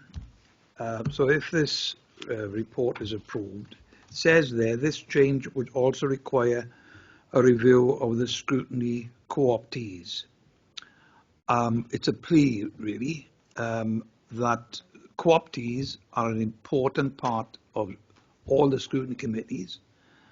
But what I've noticed is that some of the co-optees are very good attenders and take their full part, but there are some co-optees who are not attending perhaps meetings as they should. So if this report goes through tonight, it's a plea for me that we need to advertise, well, review the current cooperatives and determine from there whether all the cooperatives are going to remain, and obviously it may require advertising these positions. So what we really need, Mr. Mayor, is a full quota of active cooperatives on every scrutiny committee. So I hope that's going to be looked at. Thank you, Councillor Jones. Any further comments?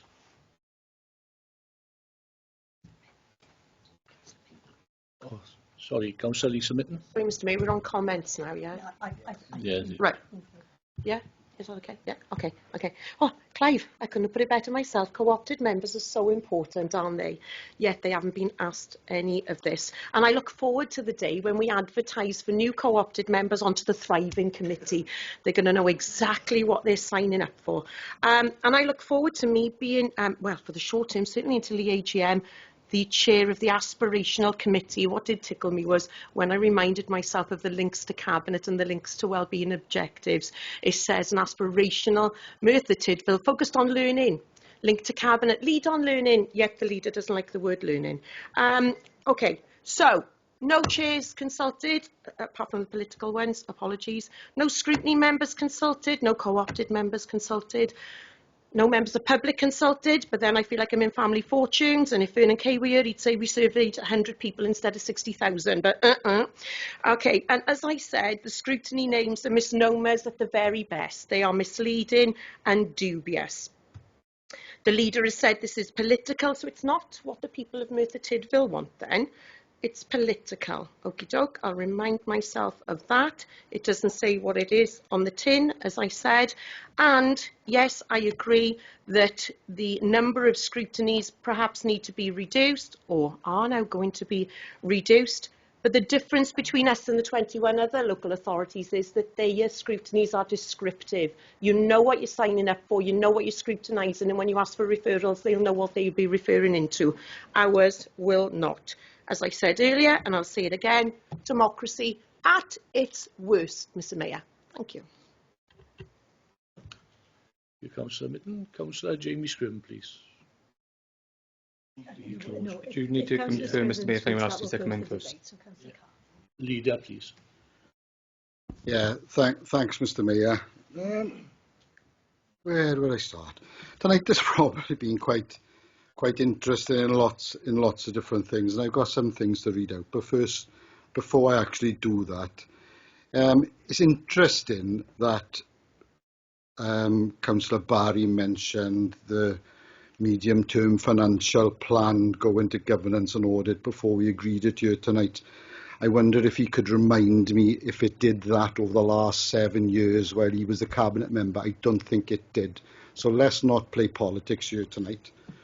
And also, Councillor Mitten, I never said I didn't like the term learning one little bit, so please don't put words into my mouth.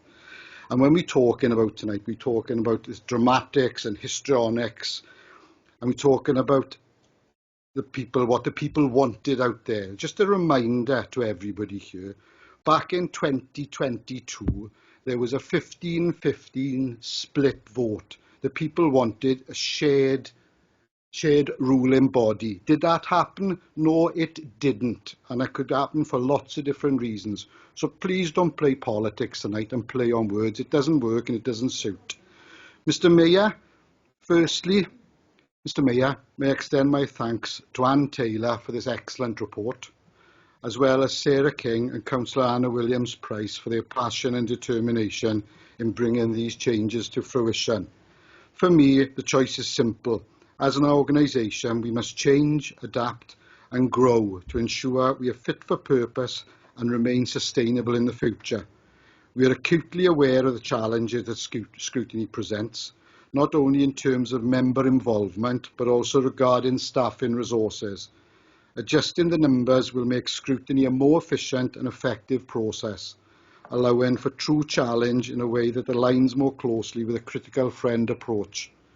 We considered the new committee titles carefully, and aim to create a cohesive theme across them all, hence the inclusion of Merthyr Tydfil. And just to remind members, pages 82 and 83 of tonight's meeting pack outline the authority's wellbeing objectives. These new names now have real meaning and align seamlessly with our corporate plan and wellbeing objectives. As we all recognise real transformation must take place, I fully appreciate the challenges this will bring, and I quickly concluded that to drive this challenge effectively, an additional Cabinet member was needed. The public has been calling for a more unified council, and I repeat this, since 2022. And since my appointment as leader, I have championed this cause. We must work together in relative harmony for the betterment of Merthyr Tydfil. Our constituents deserve the best outcomes and the highest quality service. Cross-party collaboration will be key to achieving this. And so I'm delighted to announce that Councillor Declan Salmon has agreed to join the Cabinet as the new Cabinet Member for Transformation, Governance and Social Partnerships. Councillor Salmon is fully aware of the scale of the challenge ahead, but I have no doubt that he will embrace it wholeheartedly. Dowlas and Pant are extremely fortunate to have such a hard-working, honest and reliable councillor. His values and integrity are the highest standard, and I know he is truly committed to helping us build and develop Merthyr Tydfil. Community engagement, passion and determination define Declan, and his contribution will add real value to the Cabinet. Mr Mayor, if you'd indulge me further, I'd like to invite Councillor Salmon to speak next before bringing in Councillor Scriven. Thank you, Mr Mayor. Councillor Salmon. Thank you, Mr Mayor. Lots has been said tonight, and everyone's got their own point of view, but I'm going to try and bring a little bit of positivity tonight. The Leader of the Council has said it's the right change at the right time. Now, every lead administration must be given the chance to do things their way, to make the changes they believe need to be made, and to steer the local authority in the direction they believe will have the most benefit for residents. I've been asked by Councillor Brent Carter that if this item goes through tonight, to join the Cabinet, to work with the Labour Group, independent councillors, directors and staff for the good of Merthyr Tydfil and its residents.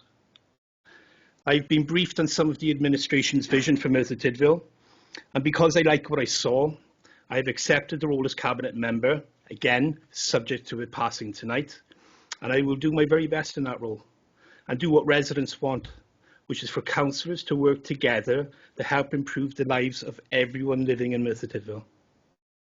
Everything I've done over the last 8 years has been for residents, and that will never change. We now have 2 years to work together as elected members to continue making positive changes for everyone. Thank you, Mr Mayor. Thank you, Councillor Salmon. Any other comments before I bring Councillor Jamie Scrivens in? Oh, Councillor McNeil. Okay. Councillor Jamie Scriven, please. Yes, thank you, Mr Mayor. So just to wrap up the report, really, these proposals are part of a holistic review of how the administration performs, the remits of Cabinet members, how that filters into our core processes such as scrutiny, and ensuring effective scrutiny is brought forward as part of this as well. Now, I will echo what Councillor Barry's comment that transformation needs to happen now. I believe you said at one of our last full councils, so that's what we're doing. We're not waiting to keep deferring and looking at different options in terms of, we discussed the similarities of names, but we've got to do transformation now, as you said. Now, Councillor Minton, I understand what you were trying to present in your argument as well.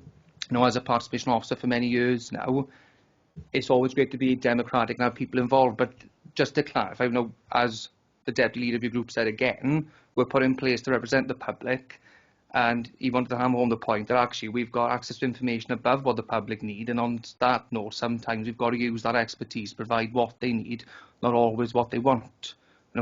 This transformation has got to be put in place, and it's got to be put in place now. We can't just keep pushing it back because we don't feel things as names are not correct. And that is a key part of what we're going to do going forward, and we need to ensure a robust and strengthened approach to the golden thread that runs our organisation. That's what we're trying to do. and that requires an alternative operating model when it comes to scrutiny and in terms of what we do as Cabinet. And this is what members will be aware of. We've previously discussed issues around scrutiny reform in different workshops. It's been brought up over the last year in terms of the scrutiny committees and even issues in terms of getting people on scrutiny. There's been vacancies. So we will rearrange committees if the vote goes through tonight to ensure that we're effective and efficient with scrutiny, but now also to align with the new Cabinet structure and tighten our approach to scrutiny as an administration as well. And like I said, Anne has historically made us aware of issues with committees. We actually recently had conversations around scrutiny in terms of vacant positions, and this includes outside bodies, and that representation, it becomes more difficult when we've got members spread taking several posts up across the organisation and we just can't fill things. So this is an holistic approach in terms of what we need to do, and it's something that staff have echoed as well. So as much as there's not been a formal consultation, these conversations have happened and members have been aware of them. They have taken place over the last year. And like I said, I understand issues with names, but I don't think there's ever a perfect name for committees with these large remits either. So one thing that we will do, and we have discussed, there will be promotional pieces around the new structure, making sure that's reflected on the website and with our social media as well. And that from that perspective, we want to ensure it's easy and accessible for residents to access the committee names and information, and they can clearly see what each committee will deal with. So as much as we could go back and forth and disagree on things like in terms of names, how we move forward now and we take the approach in terms of promoting to residents what these new committees mean and what they deal with, that's something we can handle, and I think that would be the case for whatever the name of a committee would be named. So I just think on that note, I've got nothing more really to say other than if the report goes through, I'm really proud actually to be part of this administration and echo what the leaders previously said, that we are an administration working together, doing what the public wanted with councillors across the room. And that will be represented in our Cabinet as well, in the fact that I won't just be the only independent member now, but should it go through, I'd welcome Councillor Salmon on board as well, and would be very much looking forward to working with him around the transformation agenda, which we're going to put in place now. Thanks, Mr Mayor. Thank you, Councillor Scriven. So we'll take it to the vote then. Members, please. Councillor Darren Roberts, are you for, against or abstaining? For. Thank you. Councillor Michelle Simmons, are you for, against or abstaining? Against. Thank you. Councillor Gareth Richards, are you for, against or abstaining? For. Thank you. Councillor Anna Williams-Price, are you for, against or abstaining? For. Thank you.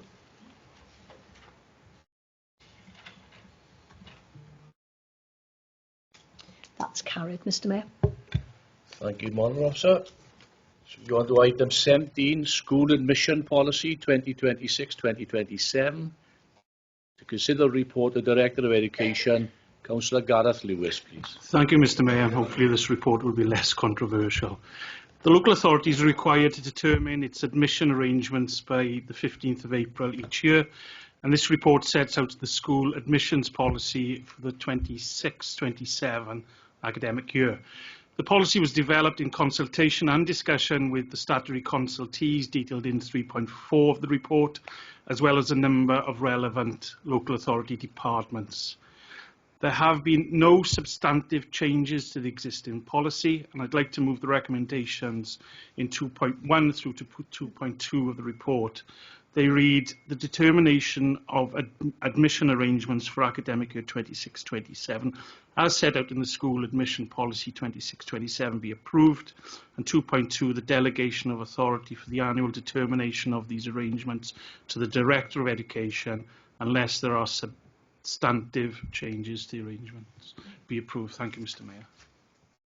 Councillor Lewis, we have a seconder, please. Councillor David Jones. Happy to second the recommendations.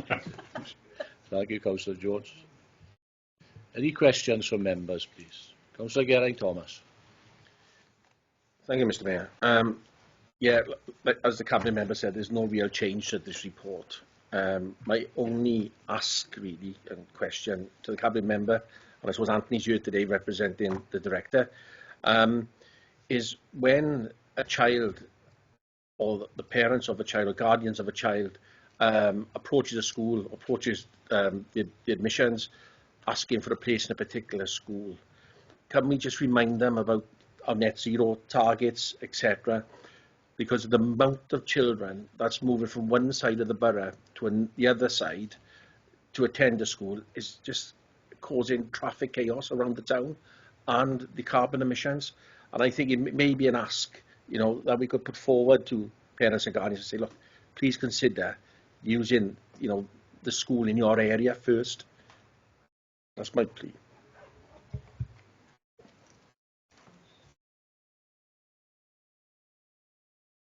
Something to take into consideration, thanks.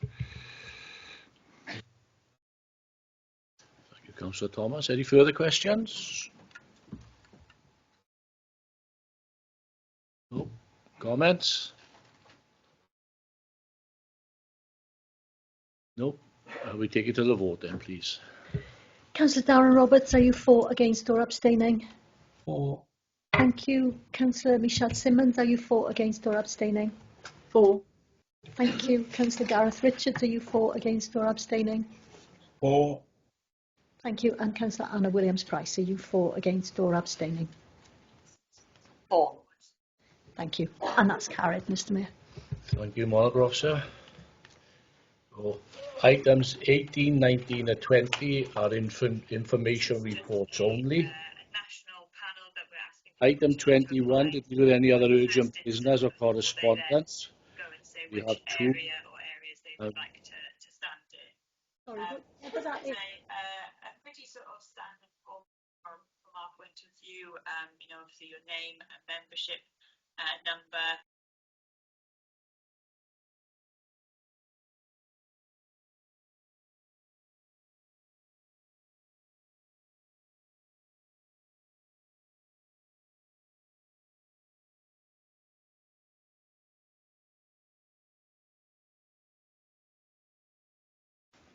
Thank you, Mr Mayor.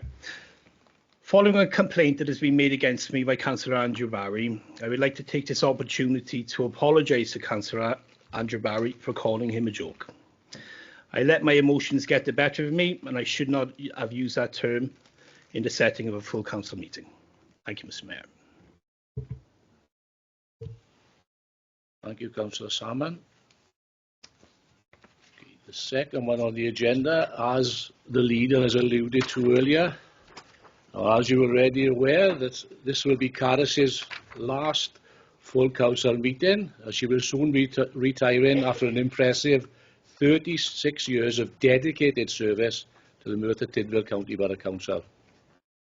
Caris joined us in May 1989.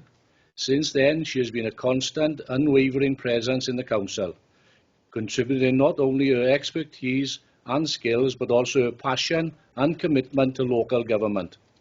Over the years, she has made an indelible mark, and her hard work has positively impacted countless individuals. A career spanning 3.5 decades is no small feat. In those 36 years, Caris has seen and experienced immense changes with local government, navigating through evolving systems, technologies and processes. But through it all, her dedication to public service has remained constant, whether tackling complex challenges, offering guidance to colleagues, or working tirelessly behind the scenes.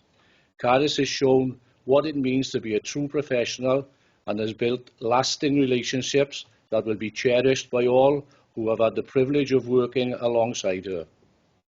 As you prepare for this well-earned chapter of your life, I know I speak for everyone here when I say that your presence will be deeply missed.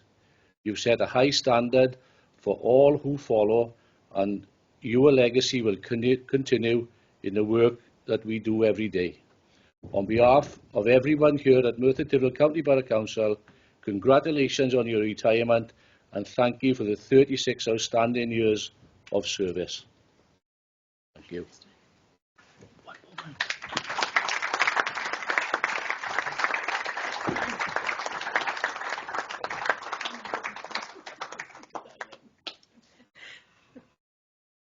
Caris, on behalf of myself and all elected members and officers, I'd like to present you with that. Thank you. Thank you.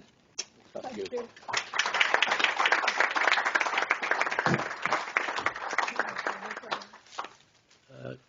Leader, please. Thanks, Mr. Mayor. Yeah, a true fitting tribute to Caris Kennedy. Caris, I'm quite surprised. I've never had a kiss on the cheek in the years I've been here. I think there's a reason, probably why. Yeah, thanks, Mr. Mayor. Caris has been here since I was elected in 2008, so I've known Caris for quite a long period of time. And I'm happy to say that I've never caused her a moment's trouble. Well, maybe one or two along the way, but not for a while. I said a few words in Cabinet earlier, so I'll keep this short tonight. Caris has left a definite mark on this authority. You will be greatly missed. I will miss you greatly because your advice and support over my term since I've been in office has been invaluable, and I'll always respect you for that. Moving forward, somebody else will fill your shoes, and they are big shoes to fill. So I will leave it at that, Mr. Mayor. But sadly, you'll be leaving the authority, and you will be greatly missed by myself and, as John said, everyone in this chamber here tonight. So thank you very much for your years of service. Like a military possession, years of service. John will come out with a medal now. But thank you very, very much for everything you've done for this authority. It's greatly appreciated. Thank you, Leader. Councillor Geraint Thomas, please. Thank you, Mr. Mayor. When the Mayor told me earlier this evening that it was going to be a last council, I was a little bit shocked because none of us knew. So we were all very, very shocked. And then when he told me then about, the amount of time that you've given this authority, over 30 years, and thinking back, you worked with my parents. My parents were councillors here, and my father's been dead 27 years. So that says a lot. That says a lot. But Caris, I may have given him some issues early on in my 8 years as a councillor, but once I had one chat with you, I think that was it. Then I've been on best behaviour ever since. So thank you for your wise advice, and with all that experience, they are going to be difficult shoes to fill. So good luck in your retirement. Thank you. Thank you, Councillor Thomas. Councillor Lisa Mitton, please. Well, I've got no water left, and I may get emotional, so I do apologise if I do break and get emotional. But I really I didn't know this either, so I wanted to say this to you. I probably could say this in standards on Friday, I don't know. Anyway, what I wanted to say was, oh, here I go. In 2017, you helped me through a very personal issue. Apologies, not professional. Nobody knows apart from us and the Ombudsman, where I was unfairly referred to the Ombudsman. The point I'm getting to is, you steered me through 10 months of hell in my personal life and then my professional life, because I didn't know what was going to happen and worried about what would happen to me and the children and things like that. But what you did is you steered me through as a monitoring officer, but as a friend as well.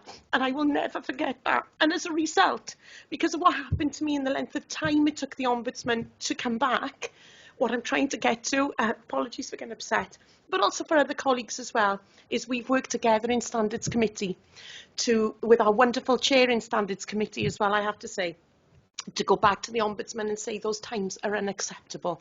And I'm pleased to say that we now see, albeit we don't want to see Ombudsman referrals, but they happen, that's life. But I'm now pleased to say that we see it turn around a lot quicker because of the detrimental effect it can have, certainly on innocent parties as well.